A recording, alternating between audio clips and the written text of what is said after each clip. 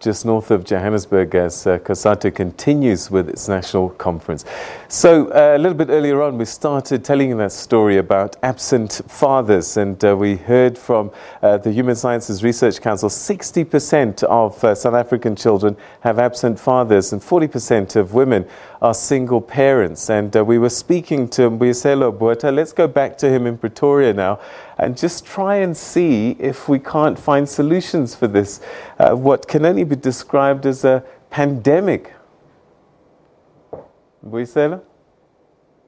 Well, Peter, yes, well, it is indeed a pandemic, and I agree with you. And solutions are there, Peter. And one of the things that we need to do urgently, and some of us have said this for many, many years, is to really focus, Peter, on how do we really raise our boys today who are going to be fathers, who are going to be uncles, so that the issue of abandonment is not a luxury that they can contemplate, Peter.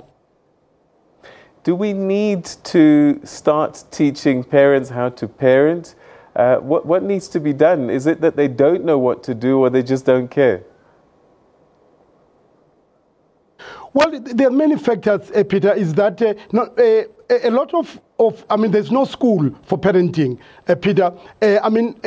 We know that a lot of abandonment happens because of many issues. Some of them are psychosocial. But I think the starting point that all of us, Peter, must do is, in fact, that all sectors, your religious bodies must get involved. Your sporting coach must get involved. The school must get involved. So that, Peter, it becomes a norm that we talk wherever we are. The curricula, everywhere, Peter, we talk about the importance of fathers in the lives of their children, so that we don't talk about these as accidents when Alexandra happens or when Cape Town happens, so that it becomes a culture of caring. And Peter, we then begin to, in fact, support women in their struggles to raise children, because it's very unfair on mothers, on women, to continuously shoulder the blame of raising kids on their own when we are still alive.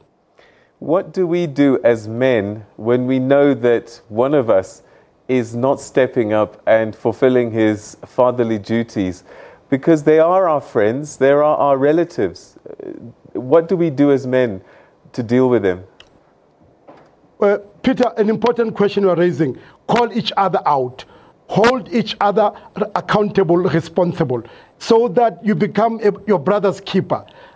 Why? Let me give an example. Why would I play golf with you when I know that you, in fact, you are an absent parent? Why would I, in fact, sit with you in any other meeting when I know that you do not fulfill your duties? And I'm not talking only, Peter, about being finance only, because we tend to make a mistake, Peter, to think that children are raised by finance only. So, to answer your question in simple, basic terms, let's call each other out and become real my brother's keeper.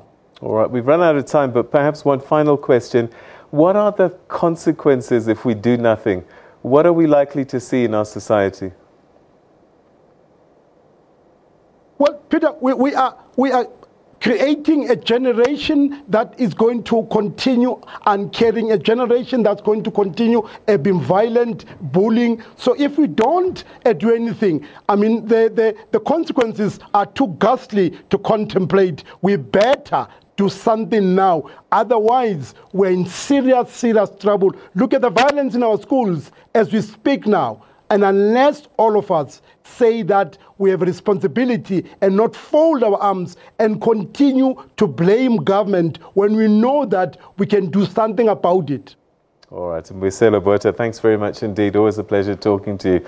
That's a gender activist, Mbuyiselo Botha, speaking to us from our Pretoria studios, saying that we need to be our own brothers' keepers and step up, because this statistic is just out of order. 60% of South African children have absent fathers.